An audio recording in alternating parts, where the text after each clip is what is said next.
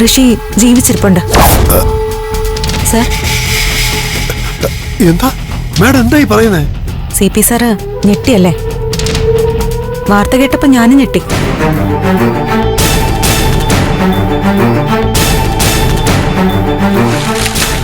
അയ്യോ, ദേവിക നമ്മുടെ ശത്രുപക്ഷത്താ ആണല്ലോ. അതെ. ആ സാഹചര്യത്തിൽ ഇങ്ങനൊരു വിവരം ദേവിക അറിഞ്ഞ അത് CPയെ വിളിച്ചു പറയോ? നമ്മളെ അറിയിക്കാൻ ശ്രമിക്കോ? എത്രയും പെട്ടെന്ന് തന്നെ ഋഷിയെ അറസ്റ്റ് ചെയ്യിക്കാനല്ലേ ദേവിക ശ്രമിക്കൂ. അതുമാത്രല്ല, സ്വന്തം ഭർത്താവ് കൊന്നു എന്ന് കരുതുന്ന ഒരാളിനെ ജീവനോടെ കണ്ടു എന്നറിഞ്ഞ ആ നിമിഷം MLA പോലീസുമായിട്ട് ബന്ധപ്പെടില്ലേ? അത് നേരാ.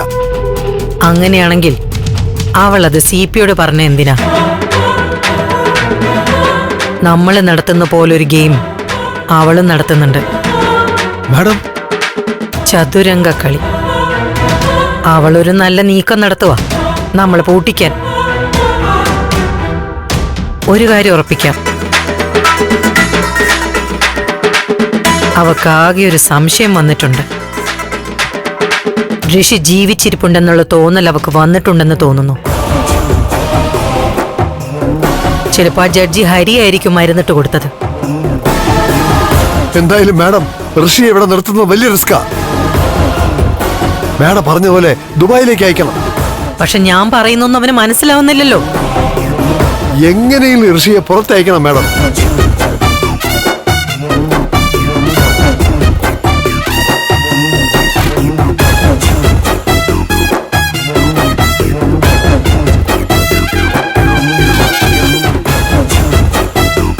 ഇനി അവനോട് ഞാൻ പറയുന്നില്ല, പറയേണ്ടവരെ കൊണ്ട് പറയിപ്പിക്കാം.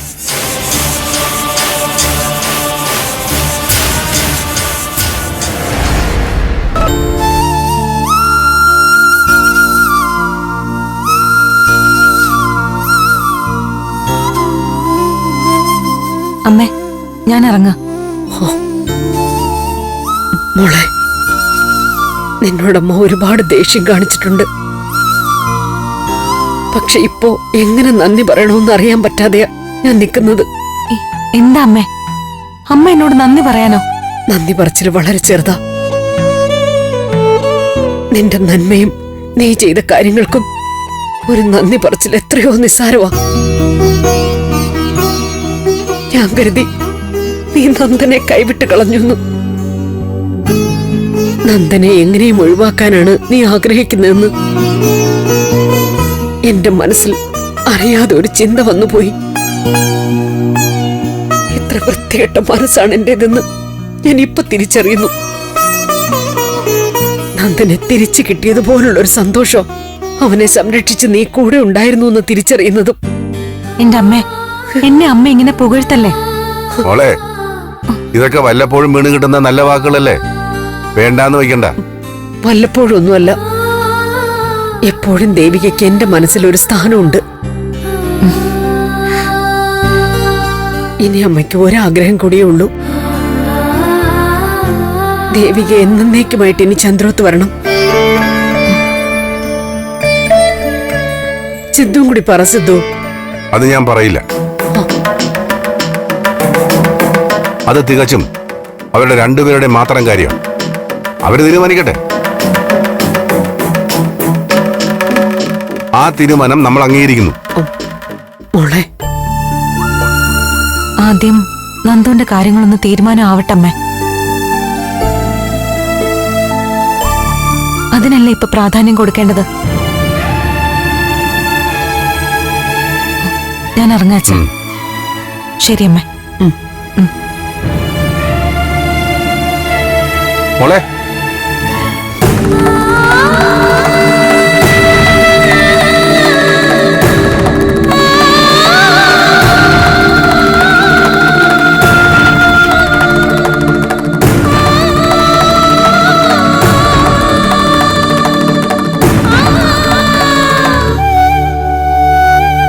ഇപ്പൊ എന്തായി ഗൗരി?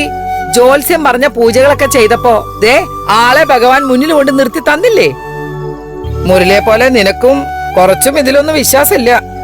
പോലീസിന് കണ്ടുപിടിക്കാൻ പറ്റാത്തതാണോ ജോത്സ്യം കണ്ടുപിടിക്കാൻ പോണേന്ന് നിന്റെ ഭർത്താവ് ചോദിച്ചില്ലേ? അവിടെ ഇരിപ്പുണ്ടോ? ഇപ്പൊ സമ്മതിച്ചോടാ, ഈശ്വരന്റെ കാര്യങ്ങൾക്കൊക്കെ അതിന്റേതായ ശക്തി ഉണ്ടെന്ന്. അപ്പൊ ഇത്രയും ദിവസം നന്ദനെ സൂക്ഷിച്ചു നിർത്തിയിരുന്നവരാരായി? ഇത്രനാൾ സൂക്ഷിച്ചു നിർത്തിയത് ആരാ? സാക്ഷാൽ ഭഗവാനാ. നന്ദനെ രക്ഷിച്ചത് ഈശ്വരനാണോ ശാസ്ത്രമാണോന്ന് വെറുതെ തർക്കിച്ച സമയം കളയണ്ട. ഏതായാലും ആള് തിരിച്ചു വന്നല്ലോ, അത് മതി. അതെ, ക്രെഡിറ്റ് ദൈവവും ജോത്സ്യനും കൂടി എടുത്തോട്ടെ. എന്തായാലും ദേവിക സിദ്ധാർത്ഥ സാറ് ചെയ്ത ഒരു കാര്യം ശരിയായില്ല. നന്ദമോൻ ഇന്ന സ്ഥലത്തുണ്ടെന്ന് ഇത്രയ്ക്ക് അങ്ങ് കെട്ടിപ്പൊതിഞ്ഞു വെക്കേണ്ട കാര്യം ഉണ്ടായിരുന്നോ? പ്രഭകുഞ്ഞിനെ അറിയിക്കണായിരുന്നു. പാവം എല്ലാവരോടും കാല് പിടിച്ച് എല്ലാവരോടും ചോദിച്ചതല്ലേ, ഒന്ന് പറഞ്ഞുകൂടായിരുന്നോ? അമ്മയുടെ പ്രഭകുഞ്ഞിനോട് മാത്രമല്ല, നന്ദന്റെ ഏറ്റവും അടുത്ത ആളായി എന്നോടും പറഞ്ഞില്ലല്ലോ. സത്യത്തിൽ എനിക്കും വേദന ഉണ്ടാവേണ്ടതല്ലേ? പക്ഷെ എനിക്കറിയാം, ചില കാര്യങ്ങൾ രഹസ്യമായിട്ട് തന്നെ വെക്കണം. അന്ന് കല്യാണക്കാര്യം ശാരിക എന്നോട് പറഞ്ഞു. ഞാനത് അബദ്ധത്തിൽ നന്ദനോട് പറഞ്ഞതല്ലേ പിന്നീട് വലിയ കോലാഹലമായത്. സ്വന്തം വീട്ടിൽ തന്നെ രഹസ്യമായിട്ട് വെച്ചതിന് കുറ്റപ്പെടുത്തുകയല്ല, അഭിനന്ദിക്കുക വേണ്ടത്. അമ്മേ, ഇതൊരു വലിയ ഓപ്പറേഷൻ അമ്മേ. പൂർണ്ണ വിജയമായി കഴിഞ്ഞ് നന്ദൻ എല്ലാവരുടെ അടുത്തേക്ക് വരും. അതെ അമ്മേ, അതാ അതിന്റെ ശരി. അല്ല മുരളി, നന്ദമോനെ എന്തിനാ ഇത്ര ഭദ്രമായിട്ട് മാറ്റി നിർത്തിയത്? ഋഷിയുടെ കൊലപാതകത്തിനെ സംബന്ധിച്ച് പല സംശയങ്ങളുണ്ടമ്മേ. എന്ത് സംശയം? അതൊക്കെ ഹരിസാറ് വിശദമായിട്ട് പറഞ്ഞിട്ടുണ്ട്. ഹരിസാറിന് അരുന്ധതി മാഡത്തിന്റെ വീട്ടിൽ ഒരു ദുഃഖമൊന്നും കാണാൻ പറ്റിയില്ല. ഋഷി മരണപ്പെട്ടോ എന്ന് പോലും സംശയമുണ്ടെന്ന്. അതെന്തിനാ സംശയിക്കണേ? ഋഷിയുടെ പ്രയോജനം കണ്ടതല്ലേ നന്ദമോൻ?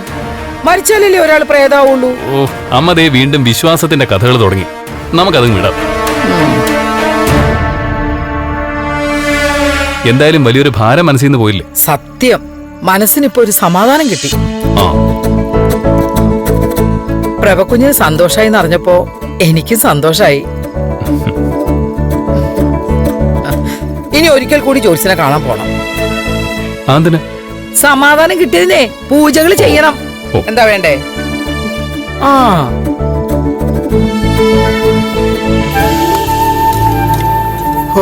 സത്യം പറഞ്ഞ ഇപ്പഴാ മനുഷ്യന്റെ നല്ല ജീവൻ തിരിച്ചു കിട്ടിയത്.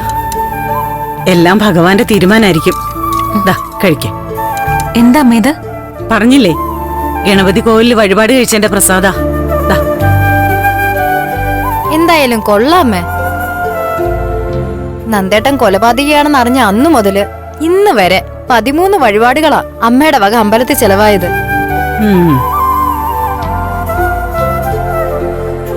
അല്ലേ ഈ ഈശ്വരൻ അത്രയ്ക്ക് ദൈവദോഷം പറയാൻ നാവ് വളച്ചാലുണ്ടല്ലോ. അതല്ല ഞാൻ മിണ്ടരുതെന്നല്ലേ പറഞ്ഞത്. ശരി ശരി, മിണ്ടുന്നില്ല. എനിക്ക് ആ പ്രസാദം ഒന്ന് താ. വേണ്ട, നീ കഴിക്കണ്ട. എന്താ അമ്മ ഇത്? പിന്നെ ഇങ്ങ് തന്നെ.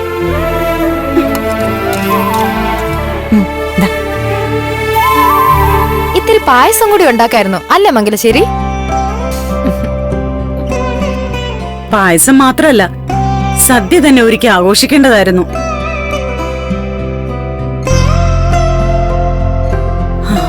എത്ര ദിവസം തീരുന്നത്? നിങ്ങൾ എവിടെയാ തീ തിന്നത്? തീ തിന്നതൊക്കെ ദാ ഈ ഇരിക്കുന്ന ചേച്ചിയാ.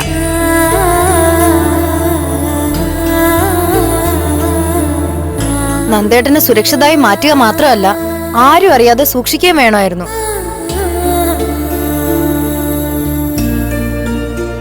ചേച്ചിയുടെ നെഞ്ചിലെ തീ എനിക്കറിയായിരുന്നു. എന്നാലും ഒരു സൂചനയെങ്കിലും നീ തന്നില്ലല്ലോ. അതെന്തുകൊണ്ടാണെന്നൊക്കെ പറഞ്ഞില്ലേ അമ്മേ?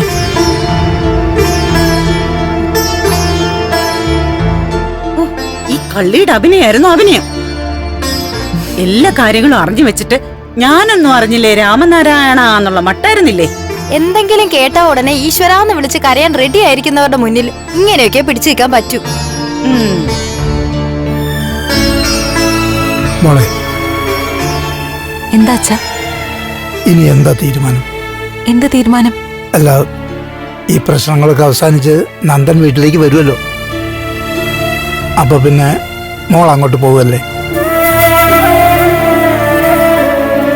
അതെന്താച്ചാ ചേച്ചി ഇവിടെ നിർത്തി അങ്ങ് മതിയായോ? ആ മതിയായിടി. അവളുടെ ഒരു ചോദ്യം. ഇവൾക്ക് ഇവിടെ എത്ര കാലം വേണമെങ്കിലും നിൽക്കാം.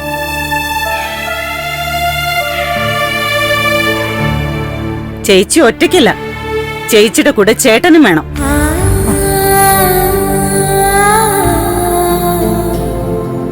ഭർത്താവ് ഒത്ത് ഒരുമിച്ച് ജീവിക്കണം.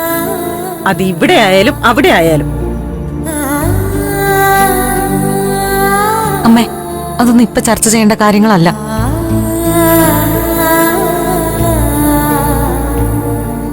ഇപ്പൊ നന്ദുവിനെ രക്ഷിക്കുന്നത് മാത്രം എന്റെ മനസ്സില്.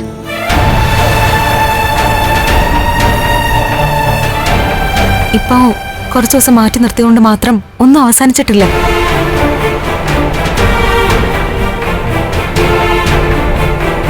ഓരോ പ്രശ്നങ്ങള് പിന്നാലെ വരും. യഥാർത്ഥ കുറ്റവാളികളെ പുറത്തു കൊണ്ടുവരണം. നിയമത്തിന്റെ മുൻപില് നന്ദുവിന്റെ നിരപരാധിത്വം തെളിയിക്കണം. അതിന് കുറച്ച് ദിവസങ്ങളോ മാസങ്ങളോ തന്നെ എടുക്കും.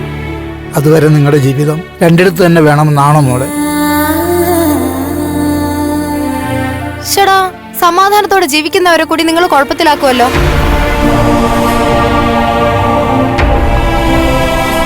അച്ഛാ, ചേച്ചിയുടെ ജീവിതം ഇനിയും ഒരു പരീക്ഷണ വസ്തു ആക്കണോ? നീ ഒന്ന് വെറുതെ ഇരിക്കോ? ഇവൾ ഒറ്റൊരുത്തിയ ദേവിയുടെ മനസ്സ് മാറ്റുന്നത്. അമ്മേ, എന്റെ മനസ്സാരും മാറ്റില്ല. എന്നെ എനിക്കറിയാം. അമ്മ അച്ഛനും ഒന്നും പേടിക്കാതെ. ഞാൻ കാരണം നിങ്ങൾ ഒരിക്കലും വിഷമിക്കേണ്ടി വരില്ല.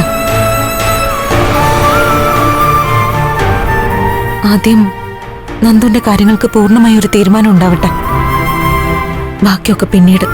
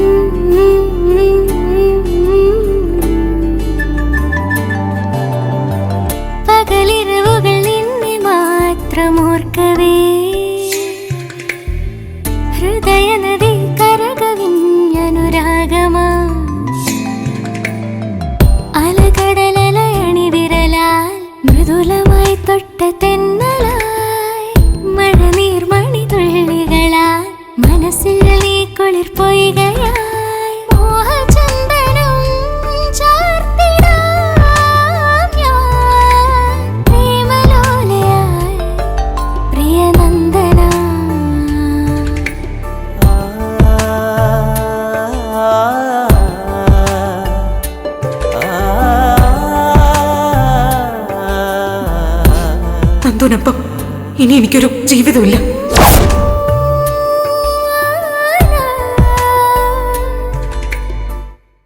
സാറേ,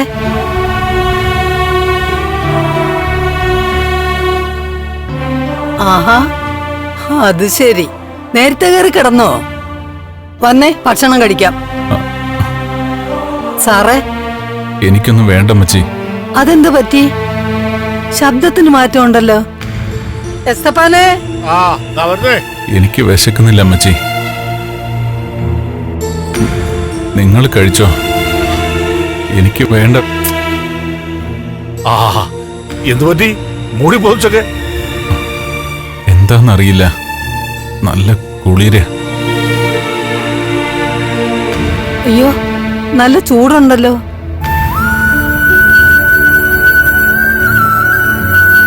എന്തുപറ്റി സാറേ? പനി പിടിച്ചോ? എന്തെങ്കിലും ബുദ്ധിമുട്ടുണ്ടോ? ഏയ്, സാരമില്ല, അതങ്ങ് മാറിക്കോളും.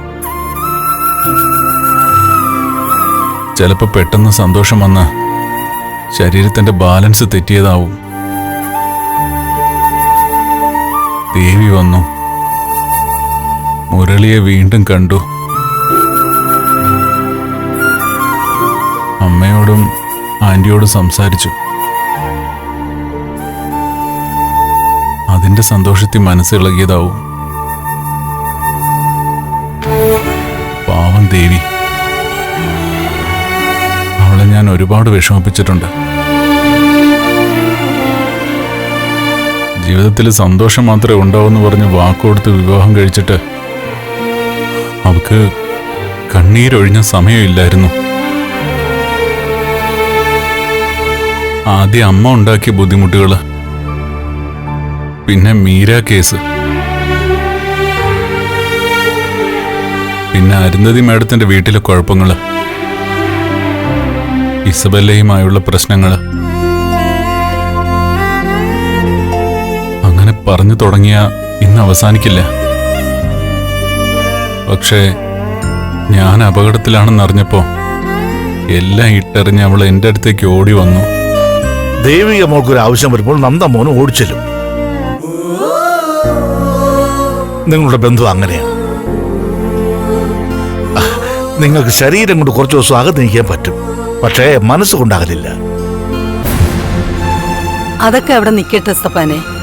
ഈ പനി അങ്ങനെ നിസ്സാരമായിട്ട് കാണണ്ട. വാ, നമുക്ക് ആശുപത്രി കൊണ്ടുപോവാം. ഏയ് വേണ്ട വേണ്ട, അതൊന്നും വേണ്ട. സംസാരത്തിൽ നല്ല ക്ഷീണമുണ്ട്. ഇങ്ങനെയുള്ള പനിയെ പെട്ടെന്നായിരിക്കും കൂടുന്നത്. എന്തായാലും ആശുപത്രിയിൽ ഒന്നും പോണ്ട, അതൊക്കെ വലിയ പുരുവാലാവും. ഒരു കാര്യം ചെയ്യാം, നമ്മൾ ഉണ്ടാക്കുന്ന പച്ചമരുന്ന് ഉണ്ടാക്കി കൊടുക്കാം, ഒരു ആശ്വാസം കിട്ടും. ആ അത് മതി. ആശുപത്രിയിലേക്കൊന്നും പോകണ്ട. ഒരു 10 മിനിറ്റ് കഷായം ഞാൻ തയ്യാറാക്കിക്കൊണ്ടുവരാം.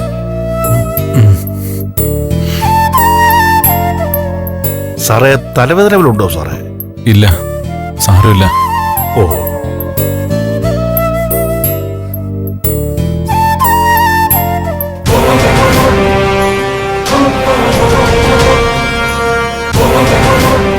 അല്ല, നീ ഈ സാഹചര്യത്തിൽ ഇവിടുന്ന് മാറി നിന്നാൽ എങ്ങനെയാ? നമ്മുടെ പദ്ധതികളൊക്കെ വേണ്ടാന്ന് വെക്കുകയാണോ? ഇതൊന്നും എന്റെ ആഗ്രഹങ്ങളല്ല ഇസബല്ല. എനിക്കെവിടെയും പോകാൻ താല്പര്യമില്ല. നീ അമ്മയെ പറഞ്ഞൊന്ന് മനസ്സിലാക്ക്. മാഡം, എന്തിനാ ഇപ്പൊ ഇങ്ങനൊരു പ്ലാൻ? ഞങ്ങളിൽ നിന്നും ഋഷിയെ മാറ്റി നിർത്തിയിട്ട് മാഡത്തിന് എന്ത് നേട്ടമുള്ളത്? എനിക്കൊന്നും നേടാനല്ല, നഷ്ടപ്പെടാതിരിക്കാനാ ഞാൻ നോക്കുന്നേ. ആന്റി, ഇത് റിസ്ക് അല്ലേ? ഋഷി ഇവിടെ നിൽക്കുന്നതാണ് കെവിൻ റിസ്ക്.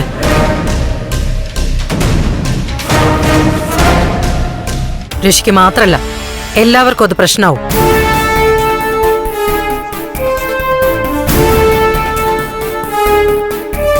അതുകൊണ്ടാണ് അവനെ ദുബായിലേക്ക് മാറ്റുന്നത്. ദുബായിൽ എനിക്ക് ആളുകളുണ്ട്. മാഡം, മാഡം ഇങ്ങനെ ഒരു തീരുമാനം എടുത്തിട്ട് ഒരു അഭിപ്രായം ചോദിക്കാനാണോ ഞങ്ങളെ വിളിച്ചു വരുത്തിയത്? അഭിപ്രായം ചോദിക്കാനല്ല, ഋഷിയെ കാര്യങ്ങൾ പറഞ്ഞ് മനസ്സിലാക്കാൻ വേണ്ടിട്ടാ. നിങ്ങളുടെ നന്മയ്ക്ക് വേണ്ടിയിട്ടാ ഞാൻ ഈ ചെയ്യുന്നത്.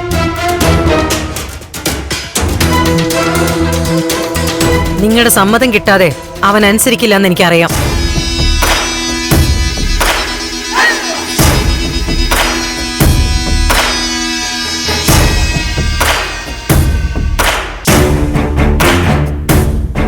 മോനെ, നീ ജീവിച്ചിരിപ്പുണ്ടെന്നറിയാവുന്ന വളരെ കുറച്ച് പേരെ നിന്റെ ഒപ്പമുള്ളൂ.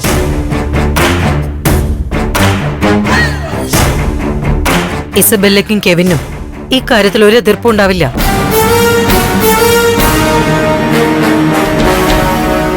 ഇനി നീ നിന്റെ അമ്മയെ അനുസരിക്കേ. എനിക്ക് ഇവിടുന്ന് പോകാൻ തീരെ താല്പര്യമില്ല അമ്മേ. ഋഷി, നീ പ്രാക്ടിക്കലായിട്ട് ചിന്തിക്കേ.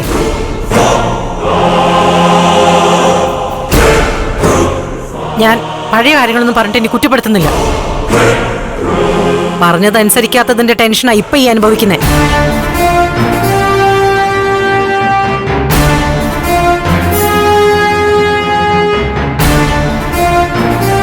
നിങ്ങൾ പ്ലാൻ ചെയ്തതൊന്നും ഇതുവരെ കൃത്യമായിട്ട് നടന്നിട്ടില്ല.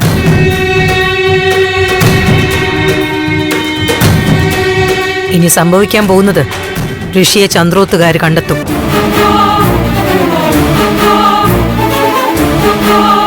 പിടിച്ച് പോലീസിലേൽപ്പിക്കും. അതോടെ എല്ലാം തീരും.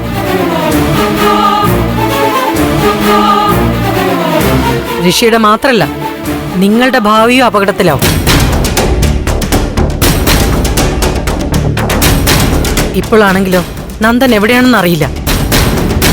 ആ ജഡ്ജി ഹരിയാണെങ്കിൽ ഒരു കുറുക്കനെ പോലെ ചുറ്റി നടക്കുക. എനിക്ക് തോന്നുന്നത് ചിലപ്പോ നമ്മളെയൊക്കെ നിരീക്ഷിച്ച് എവിടേക്കോ ഏതൊക്കെയോ കണ്ണുകൾ ഉണ്ടെന്ന് തന്നെയാ.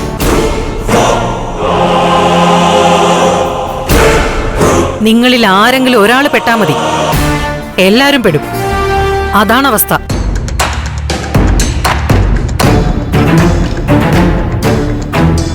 ഋഷിയാണ് ഏറ്റവും കൂടുതൽ ശ്രദ്ധിക്കേണ്ടത്.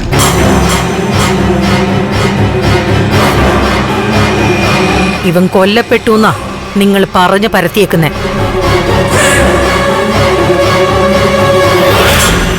അതുകൊണ്ട് ഋഷി പുറത്ത് പോയേ പറ്റൂ.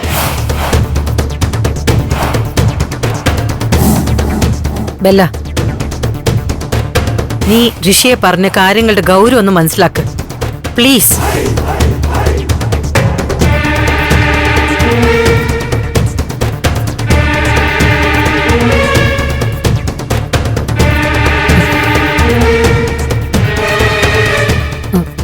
ഋഷി, മാഡം പറയുന്നതിലും കാര്യമുണ്ട്. നീ ഇനി ഇവിടെ നിൽക്കണ്ട, അത് അപകടമാ. നീ പൊയ്ക്കോ. ബെല്ല, ഞാൻ പോയി കഴിഞ്ഞാൽ ഇവിടെ ഋഷി, നന്ദന് വേണ്ടിയിട്ടുള്ള അന്വേഷണം ഞങ്ങൾ സമാധാനത്തോടെ നടത്തിക്കോളാം.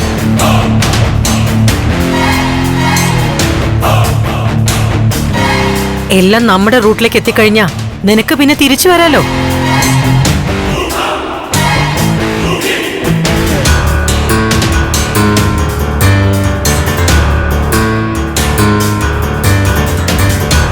കെവിൻ, ഋഷി ഇവിടുന്ന് പോയേ പറ്റൂ. അവന്റെ സമ്മതം കിട്ടാതെ നിങ്ങൾ ഇവിടുന്ന് പോകരുത്.